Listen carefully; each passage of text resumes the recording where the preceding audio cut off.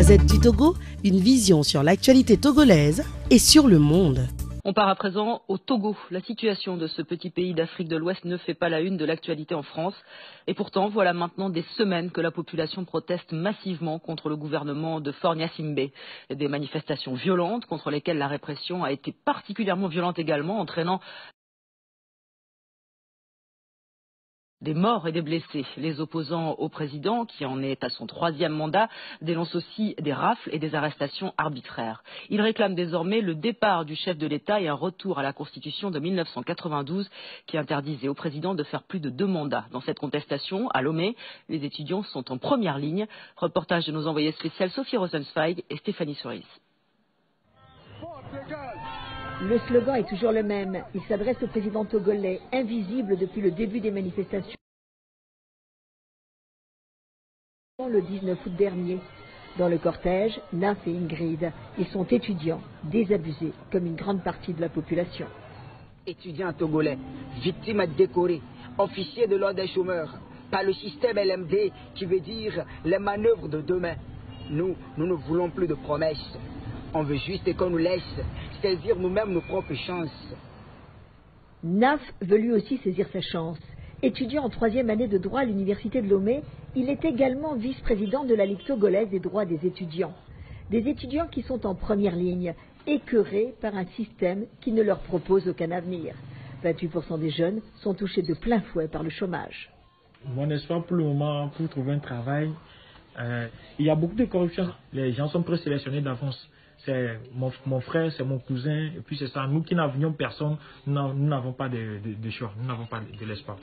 Corruption, passe-droit, clientélisme, une réalité déjà dénoncée par les Togolais en 2005 lors de l'élection truquée du président Faure. Des manifestations réprimées par les forces de l'ordre qui ont fait plus de 500 morts. J'avais 13 ans à l'époque. On a tiré derrière moi, donc j'ai sauté et j'ai fait mon truc là contre. Il y a une petite cicatrice là-bas. Ça a duré, mais ça reste. Chaque fois, je me rappelle de ça. Une marque indélébile. Pour museler l'opposition qui appelle à manifester, le gouvernement togolais coupe régulièrement Internet. L'une des armes pour lutter contre la désinformation étatique, les téléphones portables, pour témoigner des arrestations arbitraires et des exactions de l'armée. J'ai un sentiment de dégoût. Et aussi, ça me fait peur. Nous voudrions que ça change, qu'il y ait de l'alternance au Togo.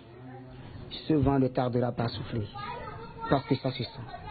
Et donc le changement, c'est pour bientôt et nous vous donnons rendez-vous. Pourtant, les répressions qui ont fait des morts en août dernier continuent de plus belle, notamment à Mango, dans le nord du pays. Ildefonse Abtaki, directeur de la Gazette du Togo, est quotidiennement en lien avec l'un de ses correspondants sur place. Les militaires ont envahi carrément Mango, entrant dans les maisons, ah bon? tirant donc sur les populations. Les jeunes, ils ont raison d'avoir peur, parce que nous avons au Togo un régime, un pouvoir brutal, qui axe tout ce qu'il fait là sur la brutalité. Et cette brutalité-là est incarnée par l'armée. Malgré la peur des répressions, ils sont dans la rue. Demain, ils manifesteront à nouveau avec le même souhait, le départ du président Faure. La Gazette du Togo, une vision sur l'actualité togolaise et sur le monde. Rejoignez-nous sur le www.lagazettedutogo.com ou sur nos comptes Facebook, Twitter et YouTube. Pour tout contact, écrivez à contact@lagazettedutogo.com ou appelez le 92 80 88 53. La Gazette du Togo, c'est l'information en continu.